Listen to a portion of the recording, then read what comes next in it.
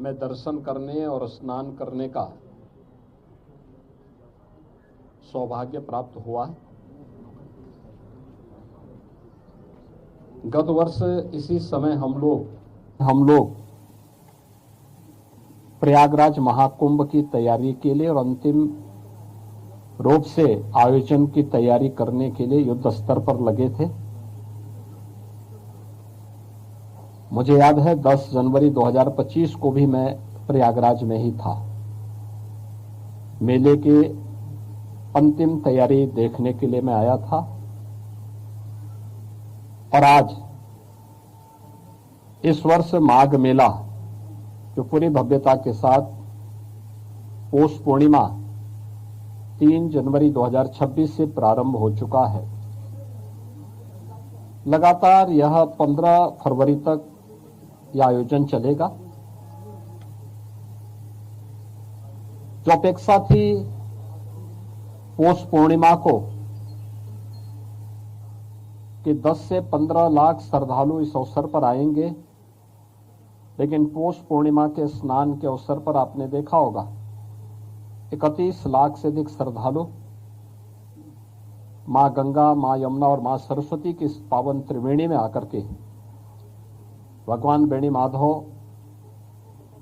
की कृपा से, बड़े हनुमान जी की कृपा से, भगवान अक्षय वट की असीम सानिध्य में उन्होंने सकुशल स्नान किया और यहाँ से आशीर्वाद लेकर के प्रस्थान किए और कल्पवासी 1 महीने के कल्पवास के लिए यहाँ पे वर्तमान में अपनी साधना में तल्लीन है। आज मुझे यहाँ पर भगवान रामानंद जी के 726वीं पावन जयंती के कार्यक्रम में भाग लेने का अवसर प्राप्त हुआ है। ये प्रयागराज का सौभाग्य है कि अनेक पूज्य ऋषि मुनियों के पावन धरा है। 12 माधव के साथ ही त्रिवेणी के पावन धरा के साथ ही यहाँ पे महर्षि भारद्वाज, महर्षि याज्ञवल्क्य और अन्य तमाम पूज्य महर्षियों का, सिद्धों का, संतों का सानिध्य इस पावन धरा को प्राप्त हुआ है। 726 वर्ष पूर्व इसी पावन धरा पर जगतगुरु रामानंदाचार्य जी का भी जन्म हुआ था। आज का दारागंज उनके जन्मस्थली के रूप में ही विख्यात है। आज उनके इस पावन जन्मोत्सव कार्यक्रम के साथ ही माघ मेले की तैयारी भी हम लोगों ने प्रारंभ की है, इसकी समीक्षा की है। यहाँ पे खास तौर पर 14-15 जनवरी को मकर संक्रांति के अवसर पर यह भी एक मकर संक्रांति का स्नान होगा। फिर 18 जनवरी मौनी अमावस्या का मुख्य स्नान होगा।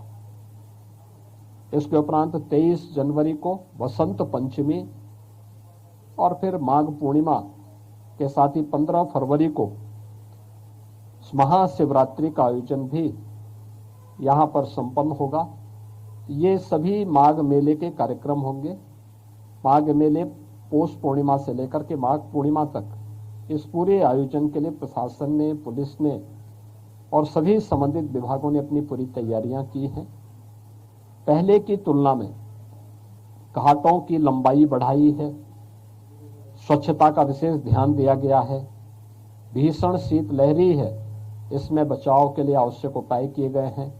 पब्लिक एड्रेस सिस्टम के साथ ही मेला से जुड़े हुए मेला सेवा ऐप का भी शुभारंभ करते हुए किसी भी कल्पवासी को, किसी भी संत को, किसी भी श्रद्धालु को अगर कोई सेवा लेनी हो, किसी प्रकार की कोई उनकी यहाँ कोई किसी प्रकार की समस्या हो तो इससे संबंधित वह अपने इस मोबाइल ऐप के माध्यम से भी जानकारी ले करके और अपनी जानकारी दे करके उस सेवा का उपयोग कर सकता है या प्रशासन से अपनी बात को रख सकता है।